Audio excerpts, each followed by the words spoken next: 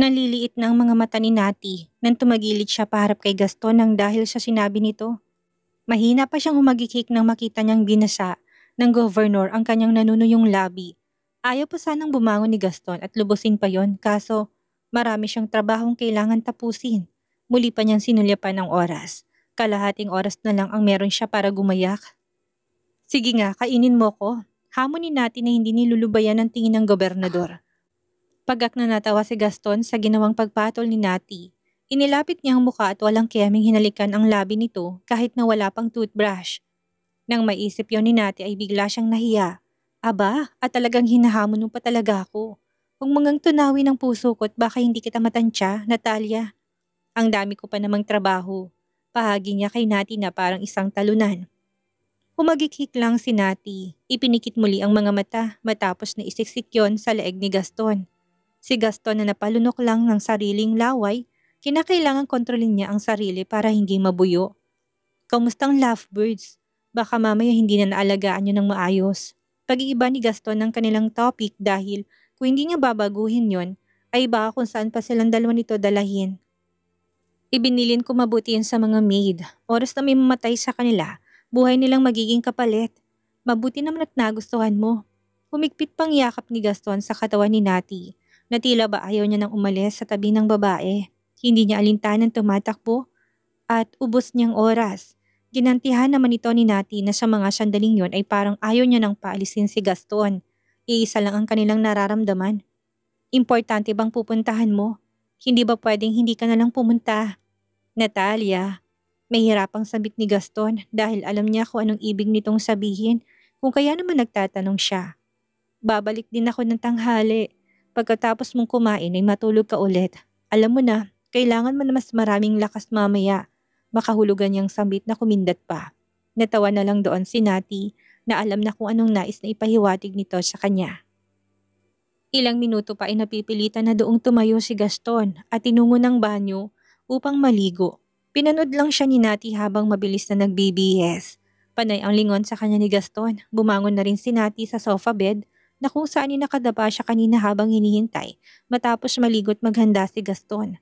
Sofa yon na pwedeng maging kama kung kaya makakatipid sila sa space na siyang tanging available dito. Pinagtiyagaan na lang yun ni Gaston kahit na marami naman siyang choice dahil yun lang ang malapit.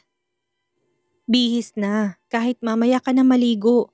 Samahan mo kong kumain tapos balik ka na lang ulit sa higaan. Iinot-inot na sinunod siya ni Nati. Bumangon to. Ng mga sandaling yon ay lumapit si Gaston sa sofa bed at pinulot ang ilang saplot ni Nati na kumalat sa sahig upang tulungan niyang magbihis ang babae. Nang matapos si Nati magsuot ng damit, ay muli siyang niyakap ni Gaston na walang pakundangang inupo sa kanyang kandungan. Bagamat magulo pang buhok ay otomatiko namang yumakap ang mga braso ni Nati sa leeg ng gobernador na nakangiti na sa kanya. Habang magkahinang pa rin ang mga mata. Check mo nga ang leeg ko, baka mamaya maraming love marks ang nagawa mo. Baka isipin na mga kamiting ko na nakagat na ako ng vampira. Vampirang cute. Pakita pa ni Gaston ng leeg sa kanya. Mahinang tumawa na si Nati. Hinampas ng isang balikat ni Gaston na para bang nakakatawa yon. Masyado kasing bulgar at nakakailang ang mga sinasabi nito at hindi siya sanay na gano'n ng gobernador. Tumigil ka nga, hindi ako mahilig gumawa nun. Ikaw itong maraming kiss marks sa balat ko. Kala mo naman tatakasan kita eh. Tignan mo to oh. Pakita niya pa siya may pagitan ng boobs niya at boobs niya mismo natagtad ng kulay pulang markang ginawa ng gobernador habang nagniniig sila. Ang dami-dami, hindi ba? Masarap ka eh. Pungot na papungay pa ng mga mata ni Gaston bilang kanyang excuse kay Nati. Napaawang ng bibig ni Nati sa sinabing yun ni Gaston. Hindi ganun magsalita ang gobernador pero mukhang unti-unting nahahawa na to sa kanyang pananalita. Bagay na mas lalo pang ikinahulog niya. So kapag masarap, kailangang markahan. Of course, Natalia, para malaman nilang taken ka na. Pagputol nito sa kanya na tuwang-tuwa pa. Umismid si Nati sa pabirong paraan ngunit ang totoo noon ay kilig na kilig siya dahil sinabihan siya nitong masarap. Halata naman sobrang nasarapan sa kanyang gobernador. Hindi na nga siya makalimutan eh. Kanino ko naman to ipapakita, Aber? Single ako. Hep, you are not single anymore. Natalia, taken ka na. Pag-aari kita. Pag-aari ka ni Gaston Barcelo. Humaplos ang isang kamay ni Gaston sa pisngi ni Nati, dahilan upang maburong mata ng babae sa kanya na para bang nahipnotismo ng gobernador. Hindi siya makapaniwala na gano'n ang status nila kahit pa nang minsan ay walang nagsasabi sa kanila ng mahal nilang bawat isa. Walang label. Yun ang alam ni Nati kahit sabihin nitong taken na siya. Ilang minuto pang naghinang ang kanilang mga mata. Tila nag-uusap nang hindi na matiis ni Gaston na inabot na nitong labi ni Nati na hindi rin siya tinanggihan. Tama na, tumayo ka na, late ka na. Awat ni Nati sa gobernador nang unti-unting lumalalim ang halikan nila. Kung hindi niya ito pipigilan, paniguradong may mangyayari na naman sa kanila at hindi ito makakaalis. Tumayo ka na bago pa tumayong bahagi ng katawan mo na nasa pagitan ng mga hita mo. Mahinang natawa si Gaston sa kapilyahan ni Nati. Kinontrol ng sarili na huwag na itong halikan muli dahil panigurado ngang hindi niya mapipigil ang sarili na mas lumalim pa doon ang mangyayari sa kanila. Let's go na, Governor Barcelo. Kumain na tayo. Mamaya mo na ako kainin. Hagikik pang tayo ni Nati. Tinupad nga ni Gaston ang pangako nito na after ng meeting ay babalik agad ng office niya kung saan tumambay lang si Nati. Kagaya ng usapan nilang dalawa. Pagkatapos ng araw na yon ay balikbantay na si Nati sa hipag at si Gaston naman ay naging busy na muli sa negosyo. Sa chat na lang sila nito nag-uusap. Aakyat na muna ako ng Baguio bukas. May kailangan akong ayusin sa Kapitolyo na kailangan ng presensya ko. Pwede ba tayong magkita mamaya? Pagbigyan mo na ako, Nati. Hiling ni Gaston sa kanya, biglang nakaramdam ng lungkot si Nati. Doon na umaasang makikita sila sa weekend dahil yun lang ang time na makakapagpahinga siyang magbantay kay Criza dahil sinikang papalit noon sa kanya. Hindi naman niya maasahan ng kanyang mga magulang na kinakailangan din ng pahinga. Siya lang talagang maasahan ng kanilang pamilya kung kaya naman wala na siyang naging angal sa naging ikot ng schedule. Sige, kailan ka bababa ulit? Matatagalan ba? Hindi ko pa alam. Depende kapag natapos ka agad ang mga kailangan kong ayusin at gawin. Nakita sila ng gabing iyon sa isang restaurant na kanilang napag-usapan. Dinala si Nati ng secretary nito sa isang VIP room kung saan naghihintay ang gobernador. Si Gaston lang inabutan niya sa loob ng silid na inasahan naman na niya. Bagamat pagod ang itsura nito, ay hindi naman ito nabawasan ng taglay nitong kagapuhan. Nakasuot ang gobernador ng light blue shirt at black trouser. Normal na damit. Hubad ang navy blue coat nitong nakasampay sa gilid ng upuan. May ilang documents sa harapan niya. Governor Barcelo, nandito na si Miss Bentacourt. Hindi pa man sumasagot si Gaston ay pumasok ang si Nati. Tuloy-tuloy siyang lumapit kung nasaan ang gobernador. Pagangat ni Gaston ng paningin ay nasa harapan niya na ang babae. Sumilay ang matingkid ng ngiti sa kanyang labi nang makita siya.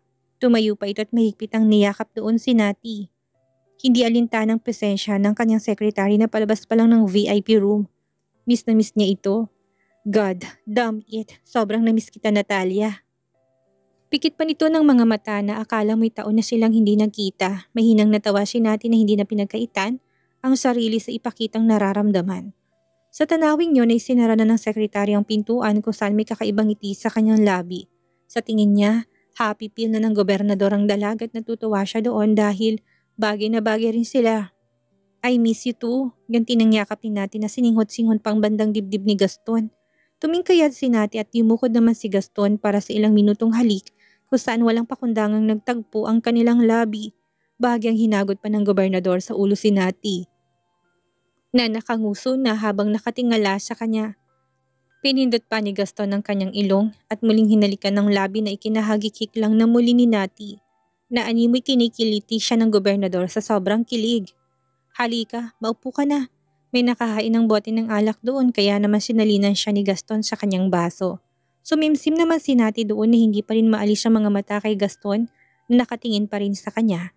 Maya-maya ay pumasok ng waiter upang kunin ang kanilang order ng pagkain.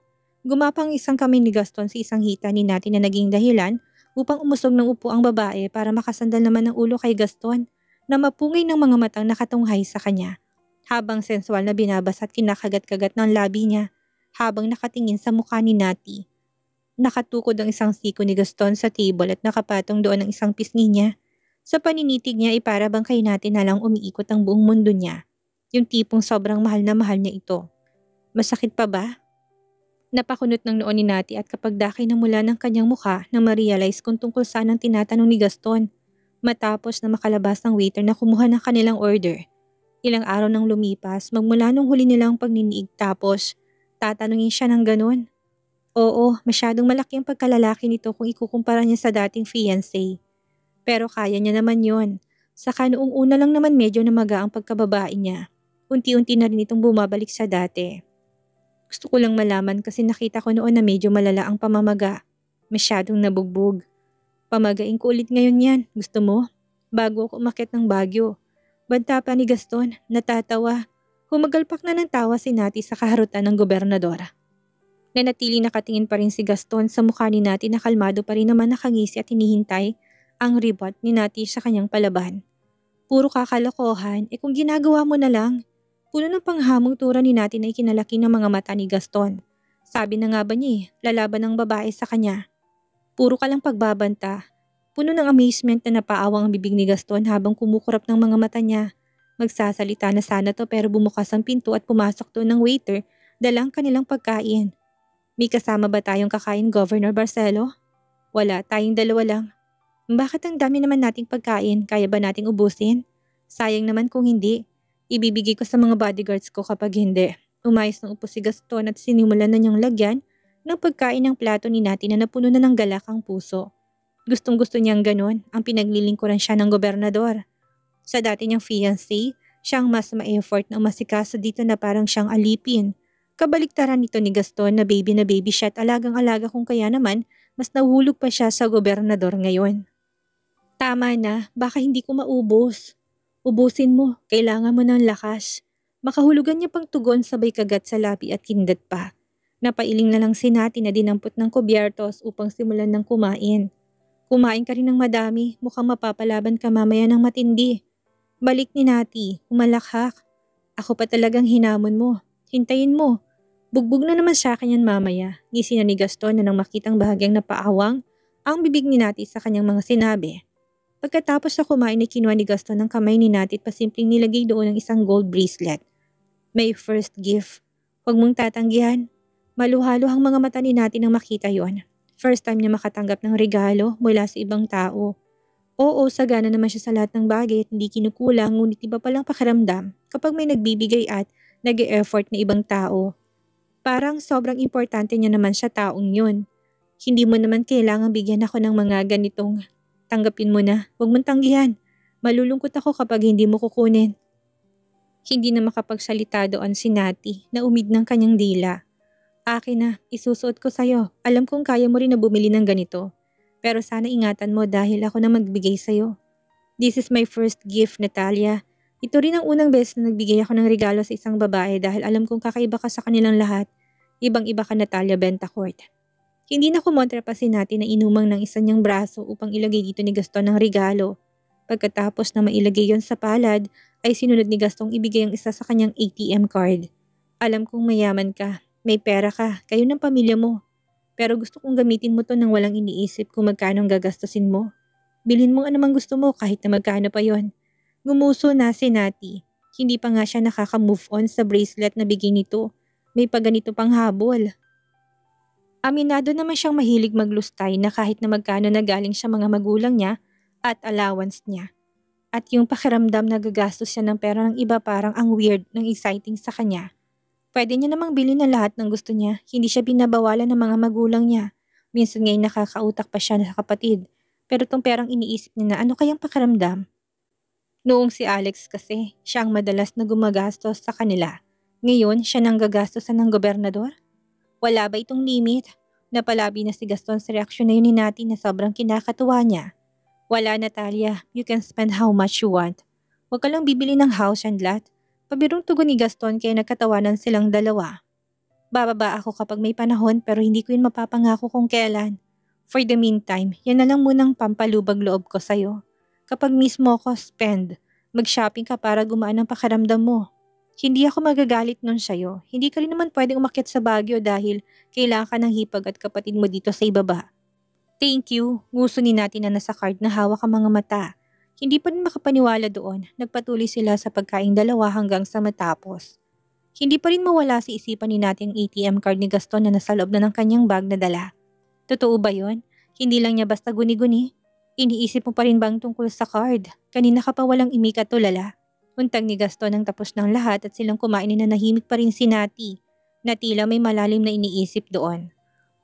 Iniisip ko kasi kung dapat bang tanggapin ko yon o tanggihan dahil bakit mo naman tatanggihan? Normal lang naman nagastasan ng boyfriend niyang girlfriend niya. Seryoso na mukha't maging ang boses nito ay umaayon na sa kanyang mga matang nakatitig pa rin. Napaayos na si Nati ng upo. Parang nabingi siya sa sinabi ni Gaston na hindi inasahang maririnig niya. Girlfriend? Oo, bakit anong tingin mo sa sarili mo? Mistress ka? I'm single. Ikaw din naman single. Sa mga nangyari sa atin, wala pa rin tayong relasyon. Ano mo pala ako pastime? Hindi tayo ganun lang, Natalia. Parang sasabog sa tuwa ang puso ni Nati nang marinig niya yun. May relasyon sila? Silang dalawa? Ang akala niya mananatili silang walang label ng gobernador nang dahil sa komplikado nilang relasyon nito. Taas ang noong tinitigan niya si Gaston sa kanyang mga mata. May gusto lang siyang klaruhin sa lalaki. Since girlfriend mo naman ako, pwede ba kitang bawalang makipaghalikan sa ibang babae, lalo na kay Paloma?